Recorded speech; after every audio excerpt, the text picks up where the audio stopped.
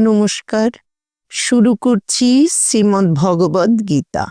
ওম নমো ভগবতে বাসুদেবায়। প্রথমে গীতার ধ্যান। বসুদেব সুতং দেবং কংসচানুরমর্দনম দেবকী পরমানন্দং কৃষ্ণং বন্দে জগদ্গুরুম। আমরা পাঠ করছিলাম প্রথম অধ্যায় অর্জুন বিষাদ যোগ থেকে। আজকে শুরু করব 24 নম্বর শ্লোক থেকে। 24 এবং 25 নম্বর শ্লোক একসঙ্গে পাঠ করছি, যেহেতু অর্থ একসঙ্গে দেওয়া আছে। সঞ্জয় উবাচ এবমুক্ত ঋষিকেশু গুড়াকেশেন ভারত সেনয়োরুভয়োর্মধ্যে স্থাপয়িত্বা রথোত্তমম ভীষ্মদ্রোণ প্রমুখত সর্বেষাঞ্চ মহীক্ষিতাম উবাচ পার্থ পশ্যৈতান সমবেতান কুরুনীতি। এবারে শব্দার্থ। সঞ্জয় উবাচ অর্থ সঞ্জয় কহিলেন, ভারত, হে ভারত, গুড়াকেশেন অর্জুন কর্তৃক, এবং এইরূপ উক্ত অভিহিত হইয়া, ঋষিকেশ অর্থ শ্রীকৃষ্ণ, উভয় সেনয় মধ্যে, এখানে সন্ধি ভেঙেছে, উভয় সেনার মধ্যে, ভীষ্ম দ্রোণ প্রমুখত সর্বেষাং মহীক্ষিতাং চ, প্রমুখত ভীষ্ম দ্রোণ ও সকল রাজার সম্মুখে, রথোত্তম উৎকৃষ্ট রথ, স্থাপয়িত্বা স্থাপন করিয়া। হে পার্থ অর্থ অর্জুন, এতান সমবেতান এই সকল সমবেত, কুরুন কুরুগণকে, পশ্য দেখো, ইতি ইহা উবাচ বলিলে। এবারে পুরো শ্লোকের অর্থ।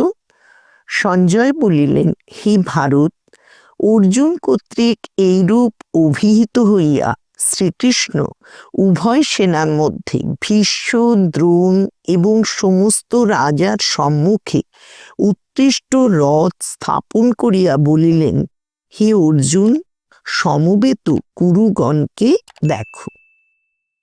এবারে 26 নম্বর শ্লোক। তত্রাপশ্যৎ স্থিতান পার্থ পিতৃনথ পিতামহান আচার্যান মাতুলান ভ্রাতৃন পুত্রান পুত্রান সখিংস্তথা শ্বশুরান সুহৃদশ্চৈব সেনয়োরুভয়োরূপে। শব্দার্থ।